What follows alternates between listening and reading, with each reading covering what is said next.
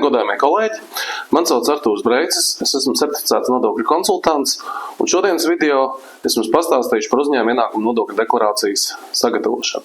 Ņemot vērā, ka ir sācies 2026. gads, šobrīd ir īstais laiks parunāt par to, kā sagatavot, grozīt vai iespējams papildināt 25. gada decembra UIN deklarāciju. Par ko tad mēs runāsim? Semināra saturs. Tātad pirmkārt parunāsim par to, kas vispār ir deklarācija, UIN deklarācija un kādas tās rakstura iezīmes. Paskatīsimies uz atpakaļ, retrospektīvi uz iepriekšējo uzņēmuma ienākumu nodokli un paskatīsimies, ja jums mantojumā ir palikuši nesadalītā peļņa, uzkrājumi vai kaut kas cits, kas ir bijis pirms 2017. gada 31. decembra, tad, ko tad darīt ar to? Tālāk izskatīsim ar uzņēmuma ienākumu nodokli apliekamos objektus, saimniecisko darbību nesaistītos izdevumus, nedrošie debitoru parādi, pieļaujamie procenti, aizdevumi saistītām personām, transfercenu korekcijas, un citas apliekamos objektus, kā arī atsevišķi izskatīsim izmaksas nerezidentiem, uzņēmuma ienākumu nodokļu atvieglojumus un citus deklarācijas posteņus. Semināra mērķis ir, tā teikt, radīt jums ievadīt uzņēmuma ienākumu nodokļu deklarācijā un mēģināt paskaidrot, kā tā veidojās un kā tā ir jāizpilda. Protams, mēs nevaram atbildēt uz pilnīgi visiem jautājumiem un izskatīt visus posteņus, bet mēģināsim izskatīt tos posteņus, kas ir svarīgākie, kā arī varbūt es mēģināšu dalīties pieredzē un runāt par tām lietām, kas varbūt nav tieši skaidri izstāstītas metodoloģijā, metodikā. Tātad īsumā par uzņēmuma ienākumu nodokļu deklarāciju. Tātad salīdzinoši ar uzņēmuma ienākumu nodoklis mums ir spēkā no 2018. gada 1. janvāra. Tas kardināli atšķirās no iepriekšējā vecāka uzņēmuma ienākumu nodokļa, jo ir balstīts pilnīgi uz citiem principiem. Ja vecais uzņēmuma ienākumu nodoklis bija balstīts uz grāmatvedības aprēķiniem, grāmatvedības rezultātu, tad jaunais uzņēmuma ienākumu nodoklis vairāk balstīts uz izmaksām, uz maksājumiem un naudas kustību. Līdz ar to, ņemot vērā, ka šīs te naudas kustības var būt, piemēram, nesaimnieciskie izdevumi vai dividendes var tikt maksātas varbūt pat katru mēnesi, tad UIN deklarācijas periods taksācijas periods ir 1 kalendārais mēnesis. Un plus pēdējais decembra deklarācija ir obligāta jāiesniedz, ja citu mēnešu deklarācijas var neiesniegt, ja nav apliekamā ienākuma, ja nav ko teikt, bet 12. deklarācija ir jāiesniedz obligāti. Deklarācija jāiesniedz līdz nākošā mēneša 20. datumam, bet aprēķināto nodokli iemaksā līdz 23. datumam.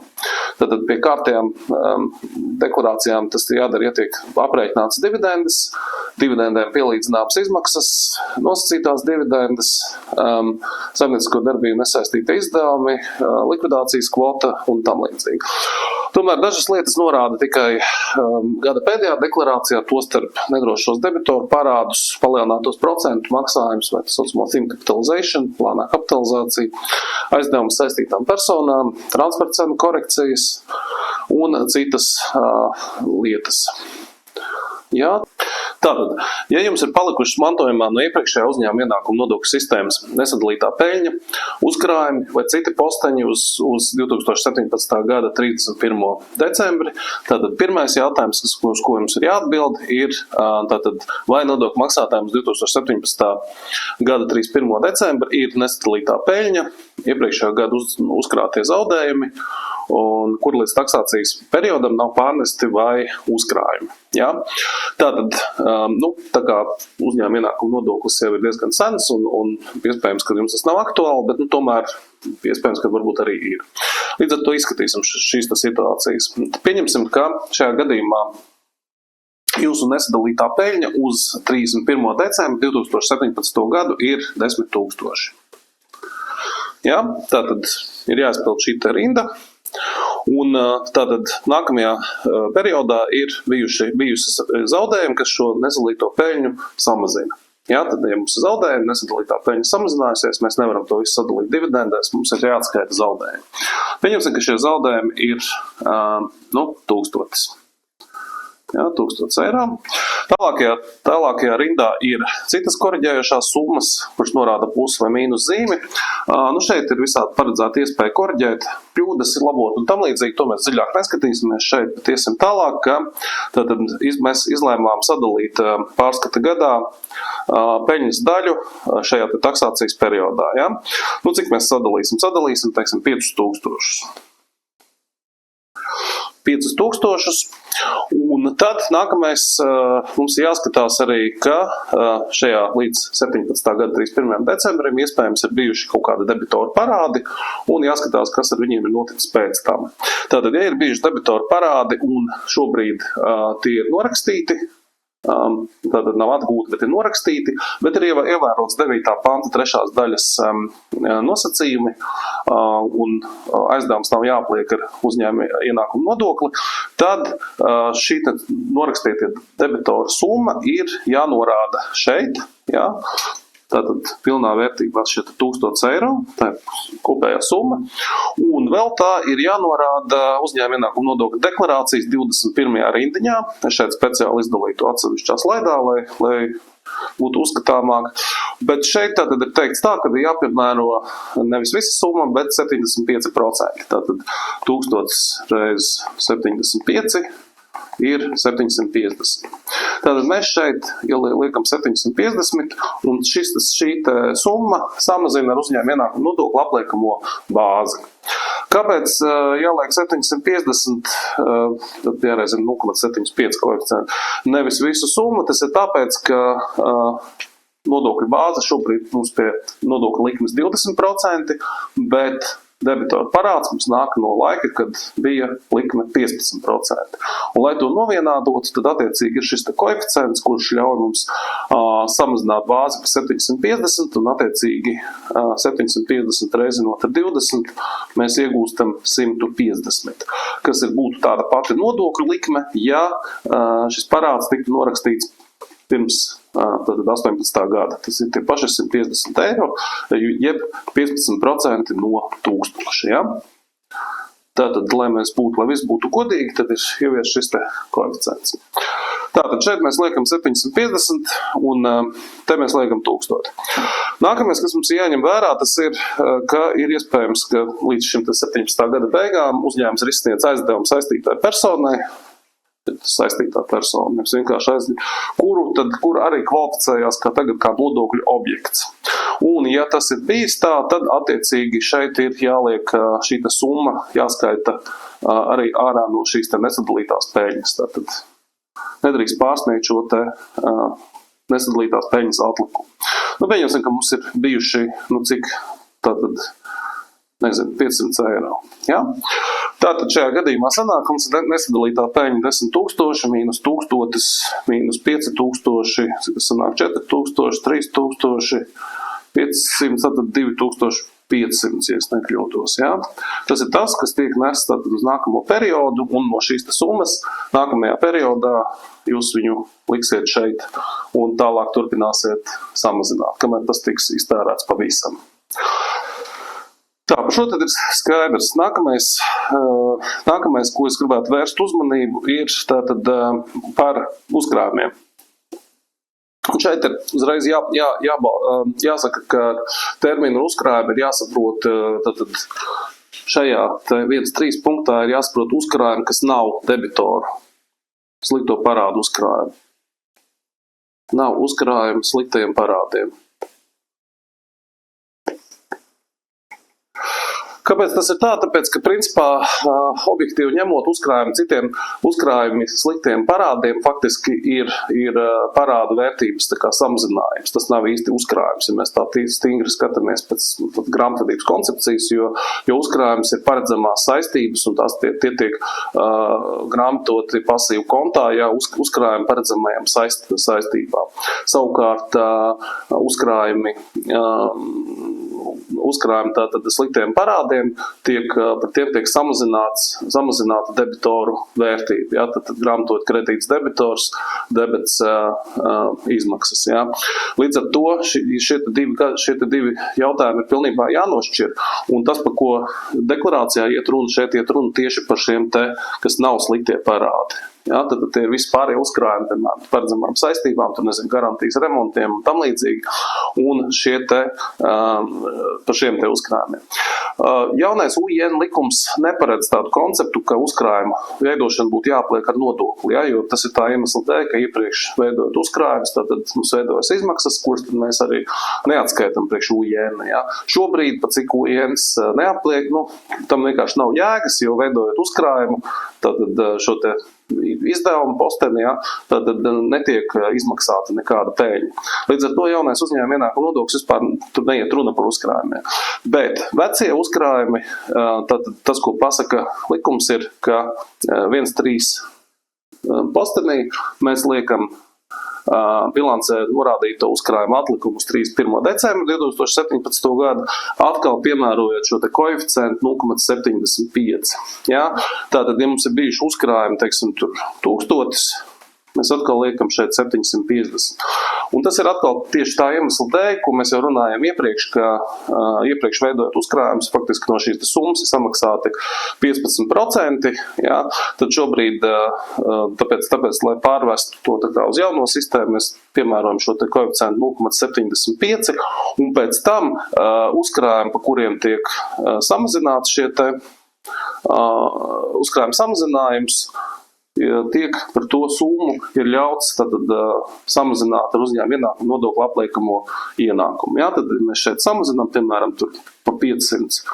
Jā, tad šo te 500 mēs liekam uz UIN, tad samazinām apliekamo ienākumu. Un starpība tad tiek nesta tālāk. Ja? Un tātad šī te uzkrājuma samazinājuma summa parādās šajā te 19. rindiņā. Samazinājuma summa ir šī te 500 šajā gadījumā, un mēs viņu rādam šeit, un tas efektīvi samazina uzņēmuma ienākumu nodokli apliekamo ienākumu. Ja? Tātad tas ir attiecībā uz uzkrājumu, kas nav uzkrājums nedrošiem debitoru parādiem. Savukārt uzkrājums nedrošiem debitoru parādiem vispār netiek regulēts. Ja? Tas tiek samazināts, jo tas vairs neatiecas ja pēc ir bijuši ar uzkrājumu, tad mēs skatāmies uz šo debitoru parādu, vai viņš kvalificējas 9.3 punktam vai nekvalificējas. Ja kvalificējas, tad attiecīgi par šo summu tiek samazināts apliekamais ienākums uzņēmuma ienākuma nodokļu, neatkarīgi no tā, vai ir bijuši uzkrājumi vai nav bijuši uzkrājumi, veidot pirms šī 17. gada. Lūk, un savukārt tie aizdevumi, kas ir veidojušies pēc 18. gada, tad tie attiecīgi tos regulē jaunais likums, ko mēs skatīsimies tālāk. Vēl viena lieta, kas jāatcerās attiecībā uz uzkrājumiem, ir, ka likuma pārējais noteikumi nosaka, ka ja ir bijuši tātad 17. gadā uzkrājuma palielinājums salīdzinoši ar 16. gadu, tad šis te starpība jāliek šajā 16. punktā. Piemēram, ir bijuši uzkrājumi uz 2017. gadu, ir bijuši, tur 3000, un 16. gadā ir bijuši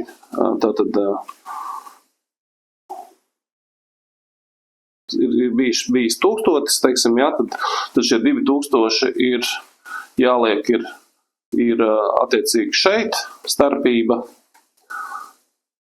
kas pārsniedz 16. gada bilancē uzrādīt uzkrājumu summu, un šī te uzkrājuma summa šeit jānorāda samazinājums nākamajā, par kur tiek samazināts nodokļu bāzē taksācijas periodā. Teiksim, par 1000, un 1000 iet uz nākamo periodu.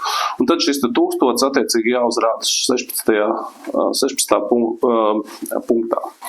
Respektīvi, šis ir jāatcerās arī, ja ir bijusi šī starpība pieaugums attiecībā uz uzkrājumiem. Mēs esam tikuši galā ar iepriekšējiem jautājumiem par iepriekšējiem 17. gadu, tad sāksim tad analizēt to, kas tad notiek, kāda ir uzņēmuma ienākuma nodokļu prasības ir šobrīd pēc 2018. gada 1. janvāra notikušiem darījumiem. Tad kas ir uzņēmuma ienākuma nodokļu apliekamā bāze? Šeit grafiski jūs redzat tad objekti, kas veido nodokļu apliekamo bāzi, tos var iedalīt kā sadalītā peļņa, kas dalās kā dividendes, tā skaitā ārkārtas dividendes, dividendēm pielīdzināmas izmaksas, un nosacītās dividendes. Un savukārt otrs bloks ir nosacīta sadalītā peļņa, kas ir svarīgākie tātad ir saimniecisko darbību nesaistītie izdevumi, nedrošie debitoru parādi, pieļaujamie procentu maksājumi, transfercenta korekcijas un citi jautājumi. Tur retāk ir tādi kā reorganizācijas procesā nodoto aktīvu vērtību, hibrīda neatbilstības labumu, ko piešķir pastāvīgās pārstāvniecības darbiniekiem. Paskatīsimies tos populārākos posteņus. Ja? Pirmais tātad ir, kas mums ir pats būtiskākais, droši vien, ar ko vairāk vai mazāk saskarsies, kurš ir tātad dividendes, dividendžu izmaksa. Un ja mēs esam izmaksājuši pārskata periodā, ne tikai decembrī, bet jebkurā citā, ja mēs esam izmaksājuši tātad dividendes, tad mums ir jāatbild uz jautājumu, ka taksācijas periodā izmaksātās dividendes un attiecīgi jāizpilda 1, 2, 3, 4 šo te rindiņas, to jūs redzat šeit. Tātad, pieņemsim, jūs esat izmaksājuši pārskata periodā 10 000 dividendēs, tas ir net summa, kur tiek fiziski izmaksāta tātad dalībniekam. Bet taksācijas periodā jūs esat arī saņēmuši dividendes, kur, piemēram, no meitas uzņēmuma, kurš ir vai nu ir Latvijā samaksājis nodokli vai samaksājis nodokli arī citā valstī un var pierādīt attiecīgi ar dokumentiem, kad attiecīgi šis nodoklis šajā valstī ir bijis samaksāts. Tad, ja šādā veidā jums ir saņemts dividendes, tad šīs dividendes jūs varat tās saucamās caurplūstošās dividendes, kuras tad jūs varat atskaitīt no šīs te dividendžu summas.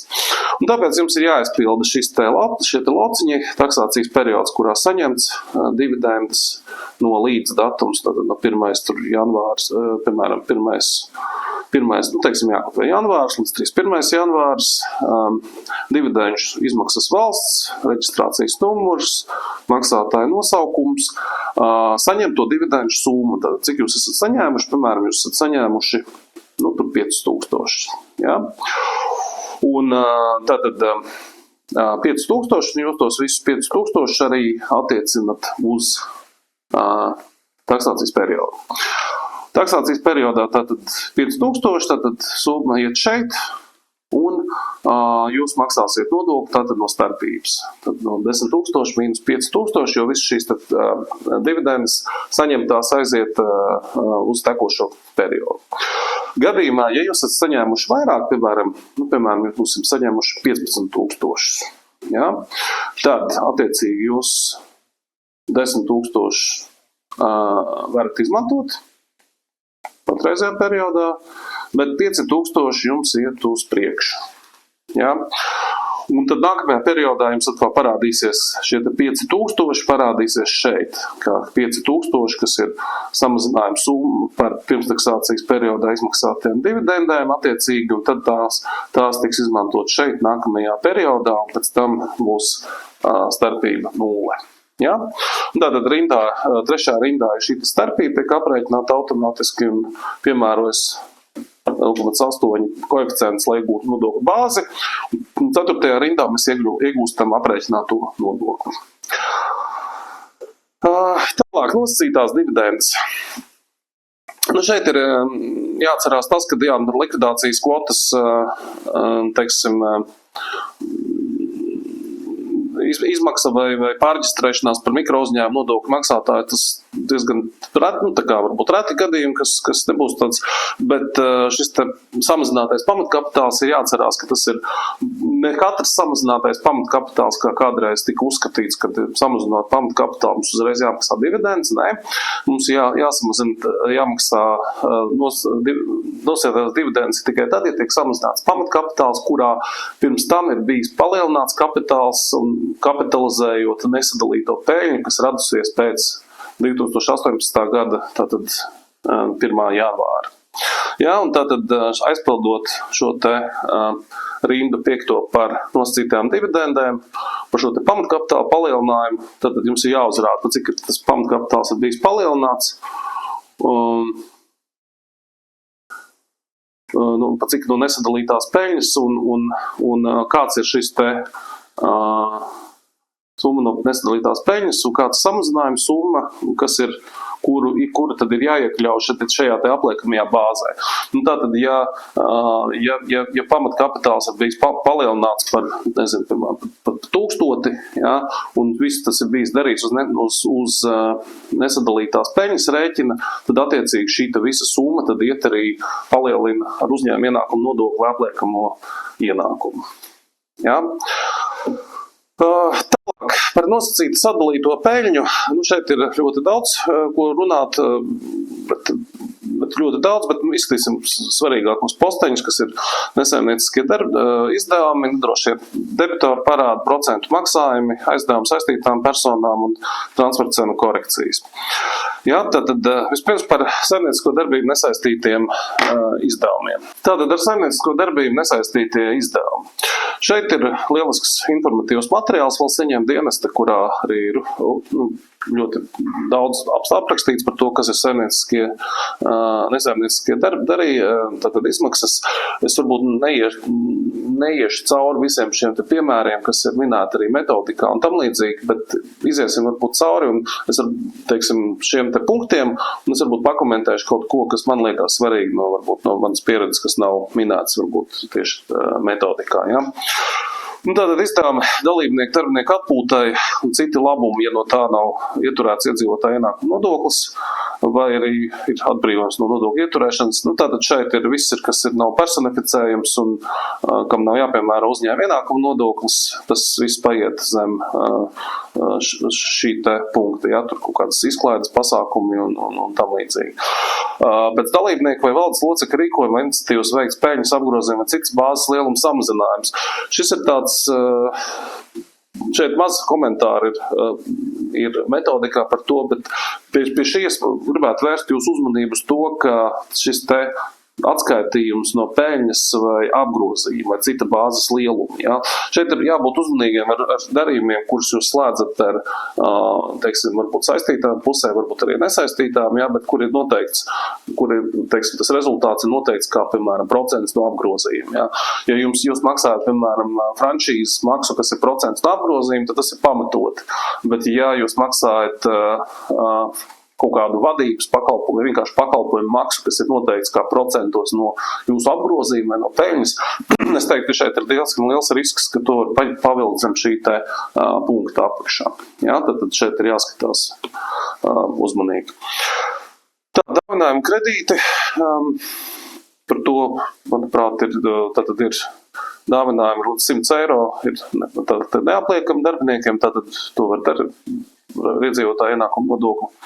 Un tad virs tā attiecīgi ir apliekami ziedojumi, tā aktīvi, kas iegādāt sākot ar 18. gada 1. janvāru, netiek izmantot. Tātad šeit ir nopērkam jahtu, teiksim, kuru, ja mūsu darbības veids nav izklaides pasu organizēšana vai jahtu noma, ja, tad attiecīgi mēs šos te aktīvus nevaram pirkt tā vienkārši. Pirkt mēs varam, bet tad attiecīgi jāveic ir jāpliek ar nodokli. Tāpat tās arī aktīvu nolietojuma vērtība, ja jahta ir iegādāta līdz 18. gada 1. janvārim.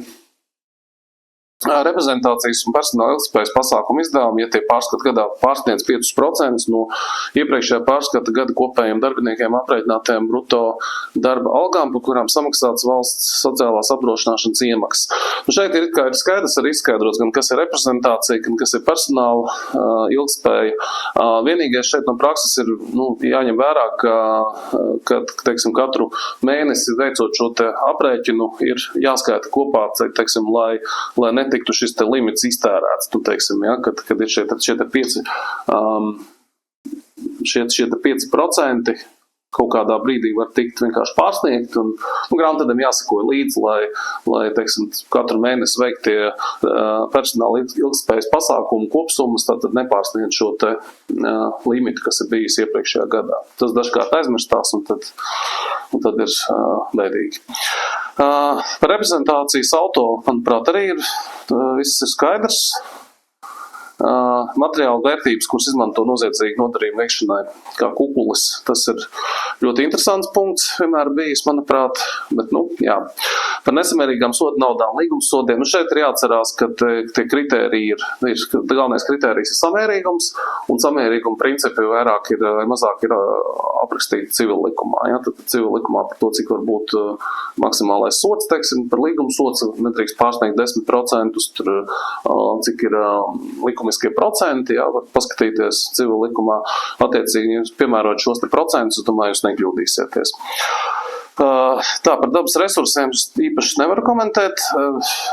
Par ienākumu no cesijā gūtajiem tiesībām, jā, šeit ir kreditors, kuram ir pretī parādnieks, un ja kreditors cedē šo te parādu, īpaši saistītai personai, teiksim, zem tirgus vērtības, jā, tad viņam rodās zaudējumi. Šie zaudējumi, tā tad varētu būt neatskaitāmi, ja netiek izpildīts UIN likuma prasības.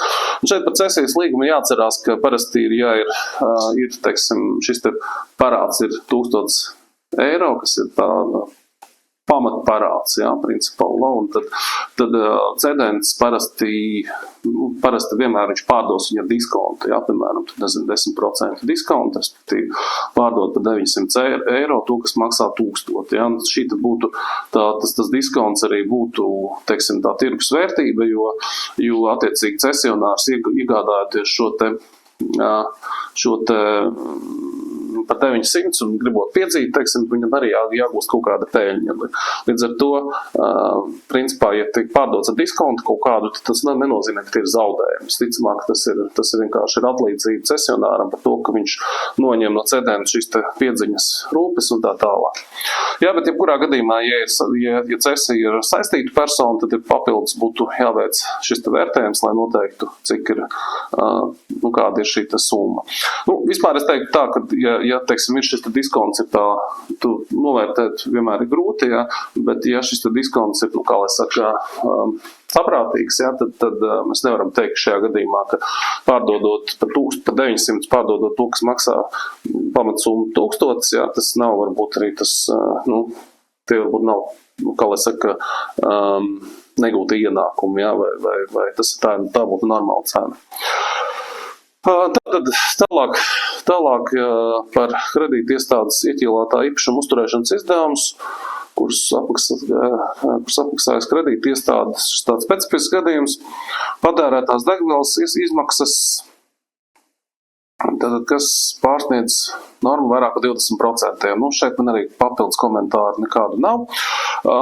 Šeit tad jūs varat redzēt, kas ir personāla ilgspējas pasākumi, un es domāju, ka šeit es vairāk nekavēšos, kas ir reprezentācijas izdevumi, un savukārt tālāk, kas ir personificējumi izdevumi, kurus neveido nodokļu apliekuma bāzi saistīti saimniecisko darbību. Tad, piemēram, izdevumi vistādos pensiju fondos, dzīvības apdrošināšana, darbinieku nogādāšana no dzīvesvietas uz darbu, ja tas saistīts ar darba specifiku, jā, tad izdevumi darba drošībai, maksā par ķīles uzturēšanas izdevumiem un citi. Jā, tātad pārējos jūs varat izlasīt paši, man nav vērts, teiksim, labāk iesim tālāk. Vēl par saimniecisko darbību nesaistītiem izdevumiem, jā, tad ir svarīgi, kad ir jāveic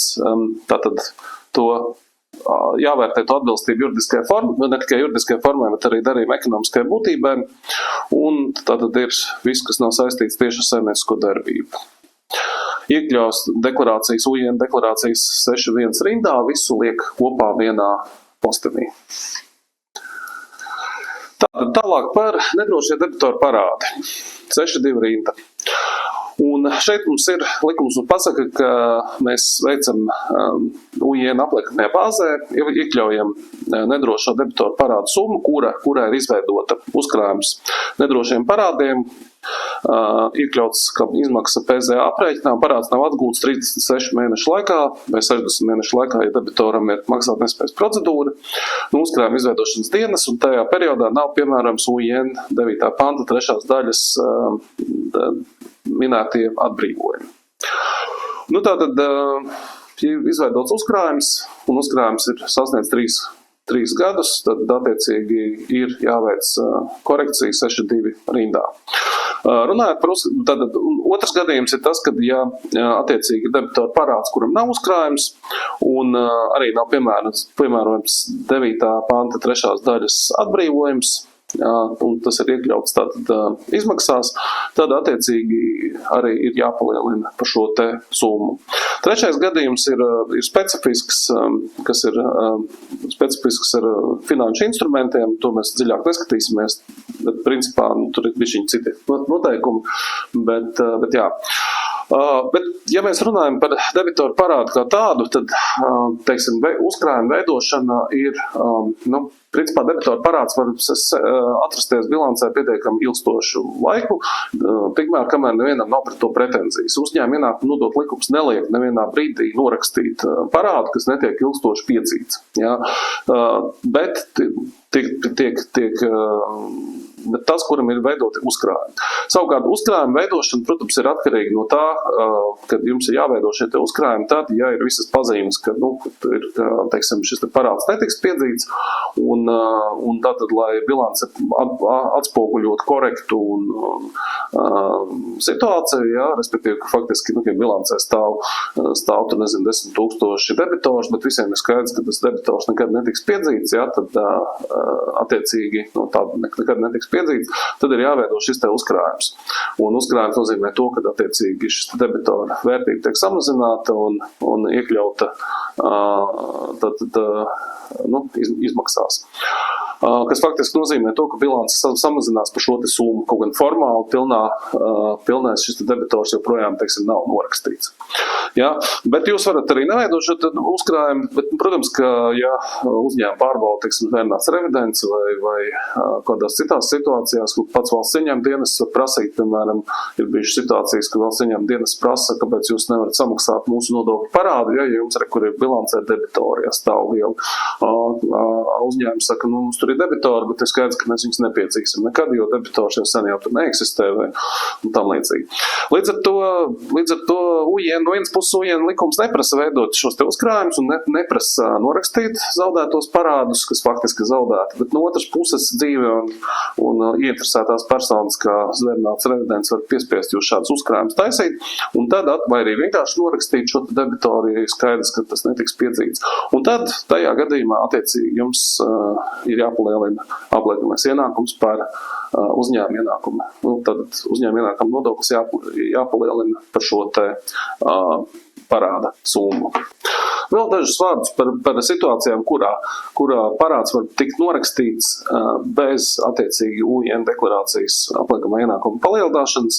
Šis te 9. panta 3. daļa, uz kuras jau vairākas reizes atsaucos, jūs šeit redzat citātu likumu, un tas pasaka, ka attiecīgi parāda summas var tikt norakstītas bez nodokļu ietekmes tad, ja pastāv 9. 3. panta daļas, tad šis te pirmais punkts tiek izpildīts, ja, ka debitors Latvijas un citas Eiropas Savienības dalību valsts vai Eiropas ekonomikas zonas valsts rezidents vai tādas valsts rezidents, ar kuri noslēgta konvencija. Ja, un attiecīgi pirmais nosacījums un kāds no citiem nodaļas nosacījumiem. Tad šie alternatīvie nosacījumi vai papildinošie nosacījumi ir viens, ka debitors valsts pašvaldības sabiedrība, kas ir likvidēta, vai ir tiesas spriedums un akts par piedziņas neiespējamību, ja, un debitors ir izslēgts no uzņēmuma reģistra un neeksistē. Tad, ja debitors ir vienkārši izslēgts no uzņēmuma reģistra, tad to nepietiek. Ir jābūt tiesas spriedumam, jums vajadzēja sākt tātad procesu un iesniegt tiesā pieteikumu un jābūt tiesas spriedumam par to, ka nav iespējams piedzīt. Jā, tikai tad jūs varat izmantot šo te normu. Tātad ir tiesas spriedums par parādu piedziņu no debitora fiziskās personas un akts par piedziņas neiespējamību.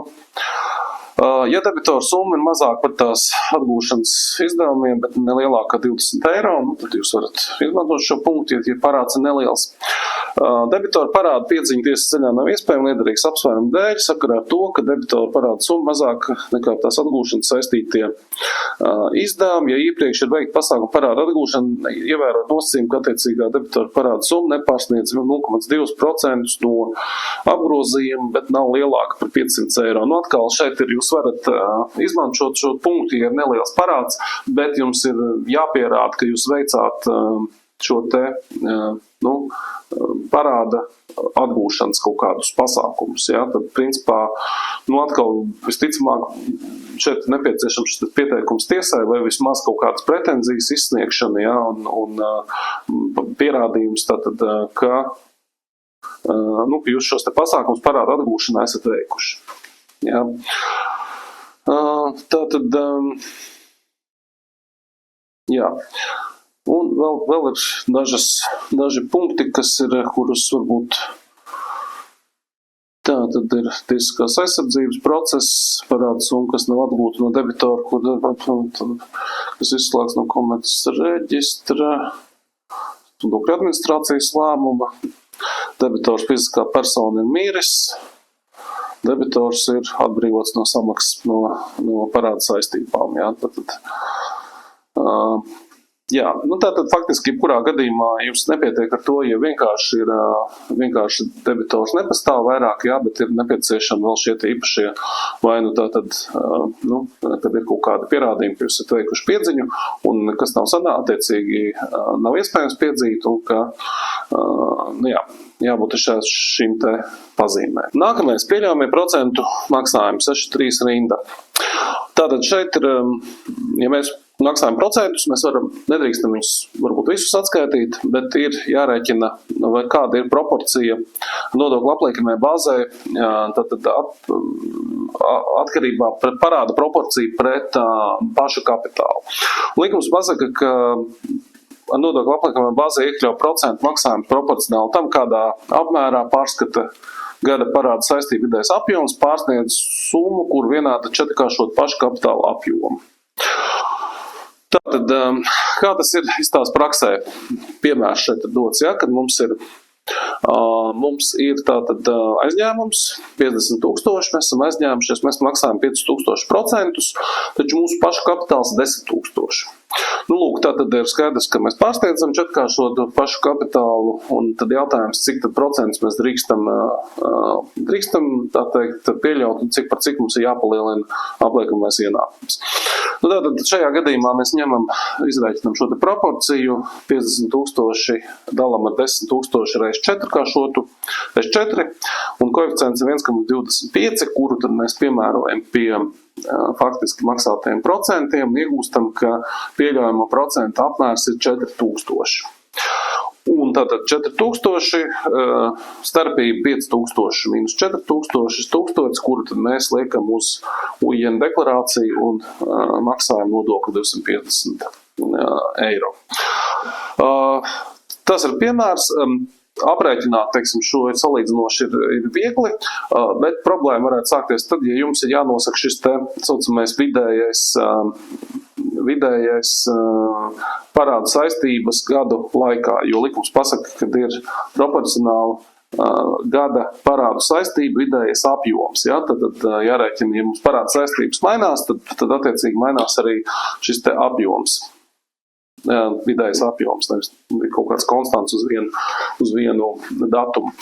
Līdz ar to šeit ir tātad jāņem ir puse no parāda saistībām uz gada sākumu, puse uz gada beigām, tad vidējās par katru mēnesi un jādala attiecīgi ar mēnešu skaitu. Tātad jūsu ērtībai mēs esam izstrādājuši nodokļu kalkulātoru, kas palīdz aprēķināt ne tikai šīs summas, ja, kas ir pieļaujamie procenti, bet arī vidējo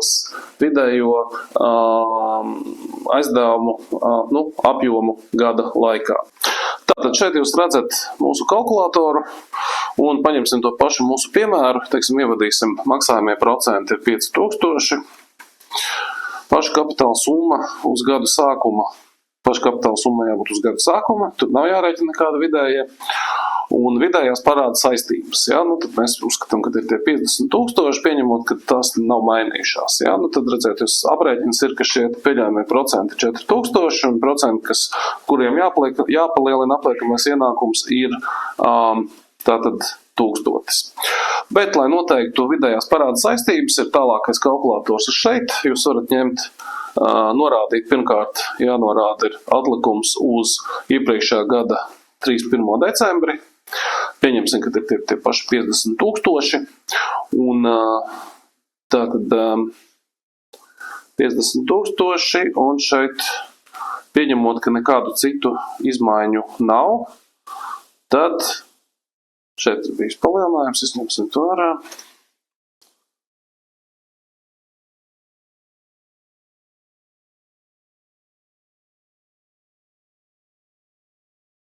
Šeit ir bijis samazinājums summa. Tātad, ja mums ir vienkārši 50,000, nekādas izmaiņas nav bijušas, tad ir arī šie 50,000. Bet, ja katru mēnesi kaut kas mainās, piemēram, janvārī ir bijis vēl palielinājums vēl par 10,000 un 10,000. Savukārt, februārī tur ir bijis samazinājums par, tur 2,000. Tad attiecīgi tiek kalkulators izrēķina, cik ir vidējā saistība. Vidējā saistība ir šeit 57,833 šajā gadījumā. Un šo summu tad jūs varat likt attiecīgi šajā kalkulatorā iekšā, kur ir tātad vidējās parāda saistības un aprēķināt pieļaujamos procentus. Šis te formulas darbojās, jūs varat viņu izmantot efektīvi, nosēvot, teiksim, vai izdrukāt. Jā. Nākamais - aizdevumi saistītām personām. Tātad šis ir jautājums, par kuru diezgan daudz jautājumu rodās un ir neskaidrības. Tātad, pirmkārt, kas ir jāatcerās, uzņēmuma ienākuma nodokļa 11. pants pasaka, ka vispārējo principu, ka aizdevums saistītām personām ir uzskatāms par nosacīto peļņas sadalu un atbilstoši apliekams ar nodokli. Ja? Tad, jebkurš aizdevums ar saistītām personām. Tas ir vispārējais princips. Saistīto personu definīciju jūs varat skatīties 1. panta likuma nodokļiem nodevām, 1. panta 18. daļā. Ja? Un tālāk sako izņēmumi no šī te panta, ka pirmkārt šīs te normas neatiecās uz gadījumiem, kad dalībnieks izsniedz aizdevumu saviem meitas uzņēmumam. Tātad, ja meitas uzņēmuma izsniedz aizdevumu mātei, tad skaidrs, ka tas ir nosacītā peļņas sadala. Otrādi, nē, ja māte izsniedz meitai, bez ierobežojumiem var izsniegt tik, cik tas ir nepieciešams un uz neierobežotu laiku. Protams, ir jāievēro, ja tas saistītās uzņēmumi, jāievēro transferu cenas, ir procentu maksājumi jāmaksā un tam līdzīgi. Vēl viena lieta, ko es gribēju pieminēt, kas bieži tiek pārprasts, ja, kad it kā nedrīkst pat izsniegt aizdevumu saistītām vispār, kad tas tā kā kreditēšana, ja, ka tas ir sen jau izskaidrots un ka tas tā nav, ka ja uzņēmums var saviem saistītiem vai arī nesaistītiem uzņēmumiem izsniegt aizdevumu bez ierobežojumiem, tikai tas nedrīkst būt kā kreditēšana, kā biznesa veids, ja, kad jūs ieliekat tur, reklāmu, ka jūs izsniedzat kredītus un aicinat klientus ņemt kredītus, ja. Bet tas būtu tad jau kredītiestādes darbība, bet, teiksim, kaut kādiem saistītiem uzņēmumiem jūs varat izsniegt kredītus bez aizdevumus, bez problēmām, tikai attiecīgi ievērojot šos te nodokļu jautājumus. Tātad, māte meitai drīkst, meita mātei nedrīkst. Tālāk, aizdevums, kas izsniegts uz līdz 12 mēnešiem, arī varat izsniegt jebkuram saistītājiem uzņēmumam, ja 12 mēnešu laikā tiek atgriezts, tad attiecīgi korekcija nav jāveic. Tālāk arī tajā gadījumā ir saistīts uzņēmums, bet jūs izsniedzat ne savu, kā lai saka, naudu. Ja? Teiksim, jūs esat saņēmuši kredītu no bankas, teiksim, miljonu, ja? Un šo pašu miljonu jūs izsniedzat tālāk saistītiem uzņēmumam. Tad jūs vienkārši esat starpnieks un šī nauda netiek uzskatīta par peļņas sadalu.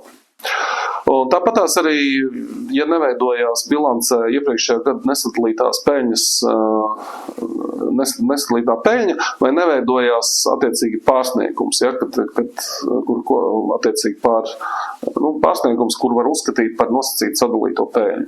Ja, respektīvi, vai jums ir paša kapitāls ir 0, vai jums ir, teiksim,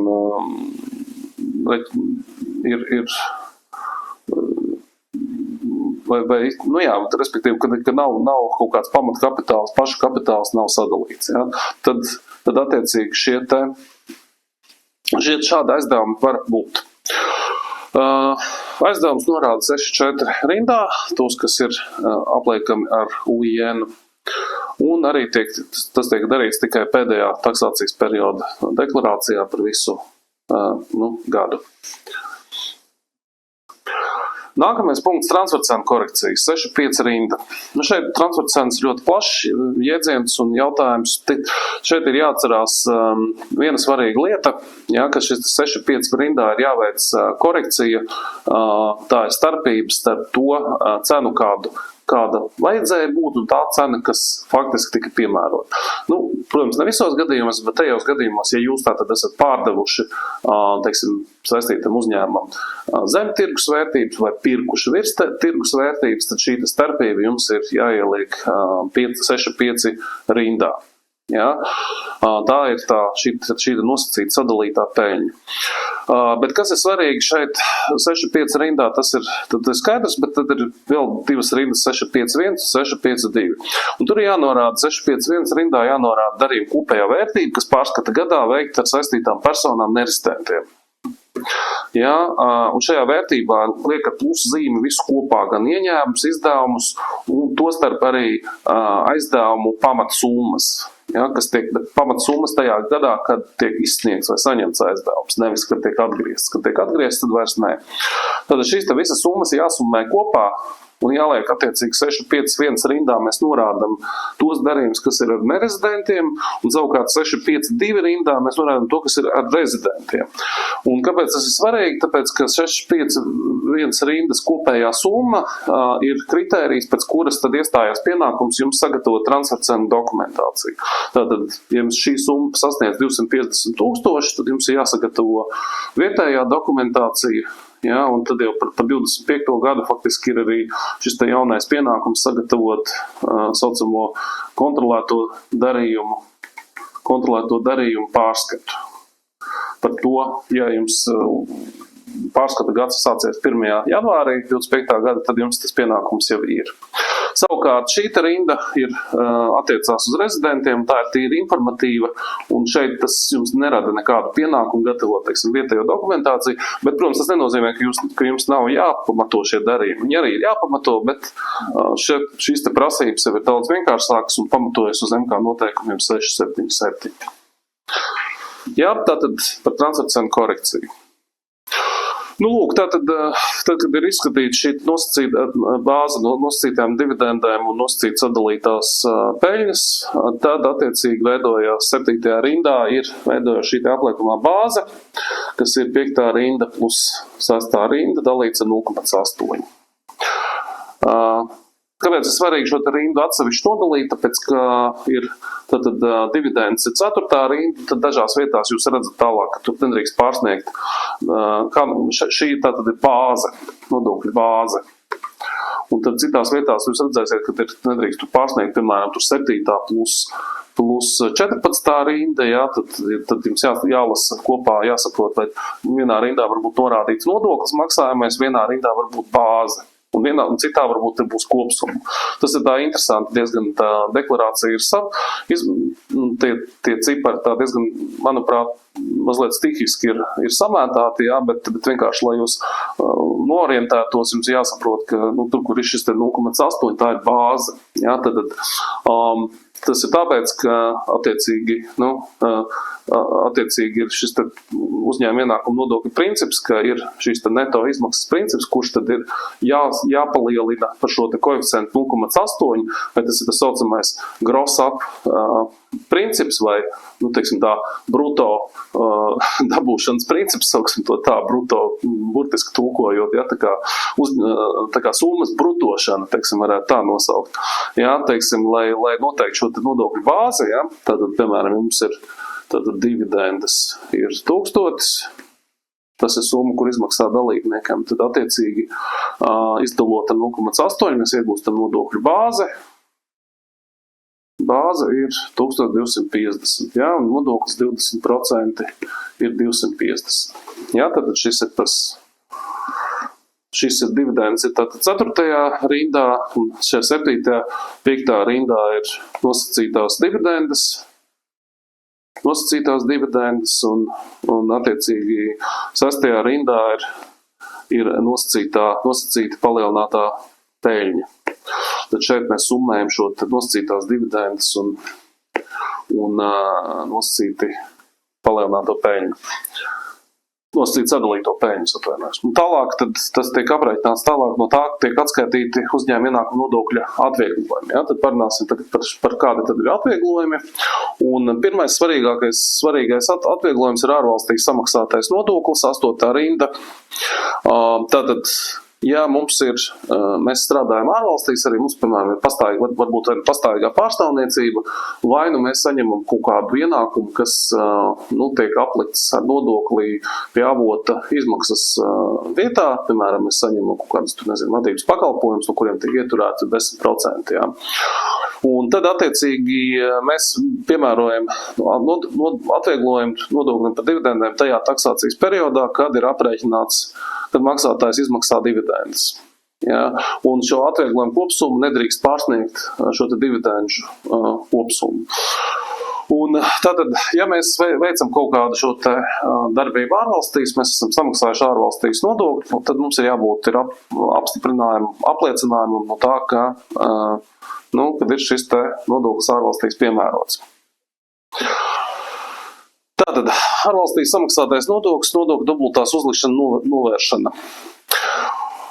Jā, tātad šeit ir jāskatās katra konvencija arī ar konkrēto valsti, kādā veidā tiek novērsta šī nodokļu dubultās uzlikšanas novēršana. Ir divas metodas, būtībā ir atbrīvojuma metoda un ir kredīta metoda. Atbrīvojuma metoda nozīmē to, ka tas apliekamais ienākums, kas ir veikts otrajā valstī, tiek atbrīvots no aplikšanas ar nodokli attiecīgi šajā valstī, Latvijā šajā valstī.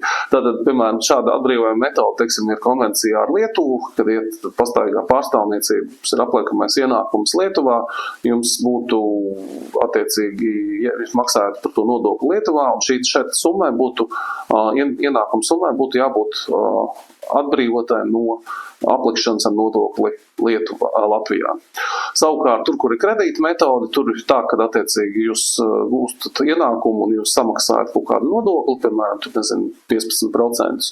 Un tad šis ārvalstīs samaksātais nodoklis tiek kreditēts, atskaitīts no Latvijas dividenžu nodokļu bāzes, protams, tādā apmērā, kādā jūs izmaksājat dividendes dalībniekam. Tātad atvieglojumu norāda UIN deklarācijas 8. rindā un piemēro tajā taksācijas periodā, kad nodokļu maksātājs aprēķināts nodoklis par dividendēm, tas, ko mēs arī runājām. Jā, tas ir tātad tā apliekamo bāze ir tā, kas ir, tātad ir pastāvīgā pārstāvniecība, izņemot, ja, protams, pastāvīgā pārstāvniecība ir kaut kur offshore'os vai arī specifiski nevar iekļaut Igaunijas pastāvīgās pārstāvniecības ienākumu, ja tas tiek samaksāts tikai par nosacītu sadalīto peļņas elementu. Jā, un šeit mums ir konflikts ar mūsu pašu līdzīgu sistēmu, kas ir ārvalstīs, un mēs zinām, ka, ja tad ir kaut kāda samaksāts nodoklis par nesaimnieciskiem darījumiem, izdevumiem, tad, protams, ka šo nodokli Latvijas puse nevēlas atskaitīt no Latvijas ienākuma Latvijas izmaksātajiem dividendēm. Tātad šeit ir samaksātā UIN starpība, varbūt, ja pastāvīgās pārstāvniecības ienākums ir lielāks vai ārvalstīs samaksātā summa ir lielāka par UIN summu, kas aprēķināta par dividendēm, tad vai atbrīvojuma vai kredīta metoda ir lielāka par šīm dividendēm, tad tā tiek nesta uz nākamajiem taksācijas periodiem chronoloģiskā secībā. Ja? Tātad par šo, jā. Nākamais par ziedojumiem. Tā atvieglojums. Principā ziedojumi tiek uzskatīti kā nodokļu apliekams ienākums, kā nesaimnieciskās izdevumi, izņemot tos ziedojumus, kuri tad ir paredzēti UIN likumā. Specifiski UIN likumā ir paredzēts tas, kad ir nodokļu maksātājs, kas ziedojas sabiedriskā labuma organizācijai, budžeta iestādei vai citām iestādēm, kas ir minētas, var izvēlēties vienu no 3 metodēm, kā cik var atskaitīt tad attiecīgi neaplikt ziedojumu. Tad pirmais ir, kad ziedojumi, kuru, kas nepārsniedz 5% no iepriekšējā pārskata gada peļņas pēc nodokļiem. Ja ziedojums nepārsniedz 2% no iepriekšējā gada kopējiem darba devēja aprēķinātās bruto darba samaksas, vai ja ziedojums, par kuriem piemēro nodokļu atlaidi saskaņā 12. panta 1. daļas 3. punktu, 85% no ziedotās summas, bet ne vairāk kā 30% no aprēķinātajām dividendžu nodokļu. Tātad šeit es neiešu dziļumā par ziedojumiem, tur uzņēmuma ienākuma nodokļu likumā ir ļoti daudz plaši aprakstīts, kādas prasības ziedojumiem, ziedojumu saņēmējiem un tam līdzīgi. Vienīgais, kas ir jāatcerās, kad ir jāizvēlās viena no šīm metodēm, gada ietvaros arī jāpieturās, un attiecīgi šie visi ziedojumi tiek norādīti gada deklarācijas, decembra deklarācijā par visu kopā. Ja? Un aizpildot 9. punktu ir pirmkārt jānorāda, šeit ir 9.1.1 punktā, ja ir ziedojumi nerezidentam, un attiecīgi 9.2.1 punktā jānorāda, cik šajā gadījumā ir bijusi izvēlēta tā pieeja pēc peļņas, jānorāda, cik tad ir bijusi peļņa iepriekšējā gadā, piemēram, 10,000, un attiecīgi šeit ir piemērojas 5% no 10,000. Jā, tas ir attiecīgi 500, un tātad par šo te summu pārsniegums, ja ziedojuma summa ir bijusi, kur iekļaut, tātad bijis lielāks ir ziedojuma summa, tātad parādās, tā, manuprāt, kaut kur šeit bija, tad nav redzams. Un tad attiecīgi šeit ziedojuma summa, kur iekļauj, parādās starpības starp veikto ziedojumu un šo te ziedojumu, kuru varēja tad atskaitīt. Jā, tad starpība, ja mēs esam ziedojuši, tur 2,000, tad attiecīgi 500 drīkstējām ziedot, un 1,500 tad jāliek uz 6.1 rindiņu, kas ir nesaistītie darījumi. Akcija atsevināšana. Tātad, ja mums ir līdzdalība uzņēmumā, un mēs pārdodam uzņēmumu daļas, kuras ir bijušas mūsu īpašumā vairāk kā 36 mēnešus, tad mēs drīkstam no mūsu aprēķinātajiem dividendēm atskaitīt kapitāla daļu ienākumu no šāda akciju atsevināšanas. Jā, tad mēs aizpildam tajā gadījumā 15. rindu, tajā norādam, ka attiecīgi kāds ir iegādes vērtība, kāda ir pārdošanas vērtība un kāda ir šī kapitāla pieaugums, par kuru mēs samazinām ar uzņēmuma ienākumu nodokli apliekamo summu. Protams, pieņemot, ka nodokļu apliekamā ir kaut kāda nodokļu apliekamā bāze no dividendēm, jā, 14. rindas summa, no kurienes ir ko atskaitīt. Ja, tad mēs varam šo kapitāla daļu pieaugumu samazinām aprēķināto nodokļu, izmaksājumo nodokļu summu. Tāpat tās atvieglojumos ir valsts un Eiropas Savienības atbalsta summas par lauksaimniecību, lauku attīstību, 50% no saņemtās summas. No saņemtā atbalsta summas nepārsniedzot 7. un 17. rindas kopsummu. Tātad to kopsummu, kas ir aprēķināta par dividendēm nosacītajām. Tātad piemēro pārskata gadā, kad pieņemts lēmums, neatkarīgi no maksāšanas saņemšanas laika. Ja nav nodokļu apliekamas bāzes šajā pārskata gadā, tad to var nest uz nākamajiem gadiem. Atgūto debitoru un atmaksāto aizdevumu summas. Tātad, ja mums ir bijuši aizdevumi, kas ir iepriekš iekļauti kas ir bijuši iekļauti nodokļu bāzē pirmsaksācijas periodā, tad mēs varam šo te summu likt 20, un mēs esam šo te aizdevumu atgriezuši, vai arī mums ir bijis slikts debitors, kas ir atgūts, tad mēs varam šo te summu norādīt 20. rindā un 20. rindā, jā, tātad. Bet šeit tiek norādīti tikai tie parādi un aizdevumi, kas ir iegrāmatoti ar 2018. gada 1. janvāri. Ja, tad nevis vairs 21. rindiņā, kā tas bija par iepriekšējiem periodu, teiksim, norakstītiem zaudējumiem, bet šeit mēs atgūstam, tāpēc mēs liekam tieši 20. rindā. Un tātad, ja nodokļu bāze aprēķinātā nav pietiekami liela, tad šo te, ko samazina par minētām summām, nav pietiekoši liela, tad pārsnieguma summas tiek norādīts 31. rindā kā nodokļu pārmaksa. Ja, tad mums nav tā, ka mums jānes uz nākamajiem periodiem, bet mēs šo te pārsniegumu noformējam kā pārreikinam kā nodokļu pārmaksu 31. rindā. Nākamais bloks – izmaksas nerezidentiem.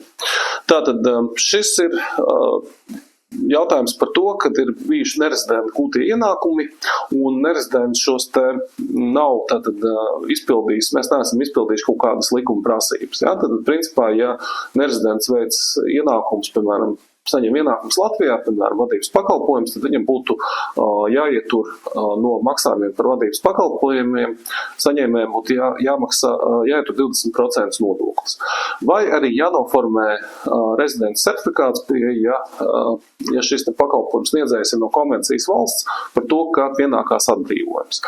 Un ja šis atbrīvojums rezidents certifikāts nav bijis piemērots, ja, kas ir 178. MK noteikumi, tad attiecīgi rodās sekas pašam izmaksātājiem.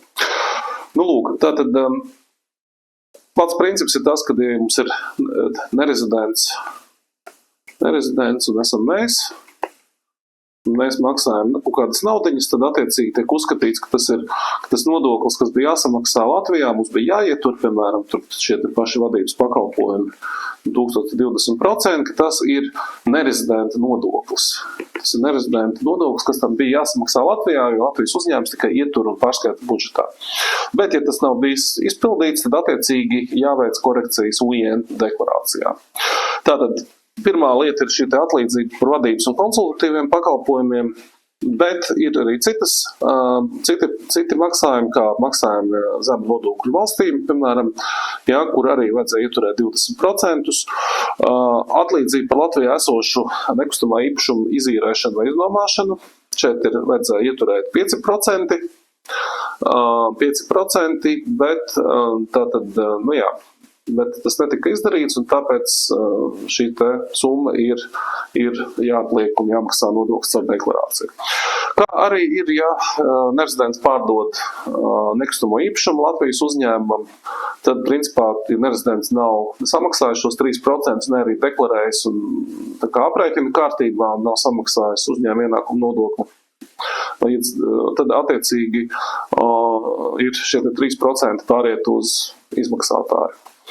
Lūk, un tātad tas, kas notiek, kad UIN deklarācijā 27. rindā ir jānorāda šīs summas, kas ir izmaksātas, tās ir jāpalielina par šo 0,8 koeficientu un jāpiemēro attiecīgā nodokļa likme.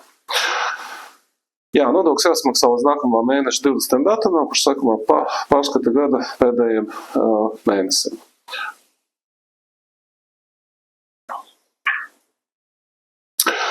Par pārējiem maksājumiem nerezidentiem, no kuriem nav jāietur UIN izmaksas brīdī, tad ir jāsniedz pārskats valsts ieņēmuma dienestam līdz pārskata gada pēdējiem mēnesim sekošā mēneša 20. datumam, bet tas nav vairs šī te UIN deklarācijas objekts, bet gan atsevišķs dokuments EDS. Pēdējais punkts tātad. Pēdējais punkts UIN pārmaksa. Šeit jau mēs te pieskārāmies.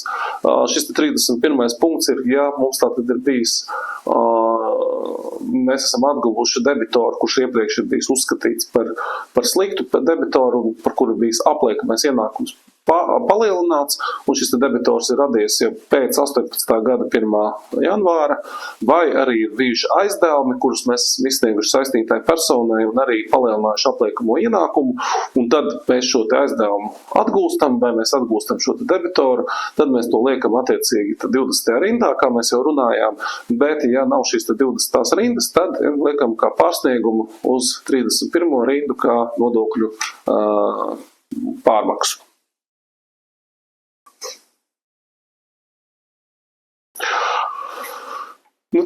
tas ir viss par nodokļu deklarācijas posteņiem, ko es vēlējos pastāstīt. Šeit vienīgi vēl pēdējais es mēģinu tā kā ilustrēt par to, kā šie te aprēķini diezgan, patiesībā brīžiem ir tā kā juceklīgi.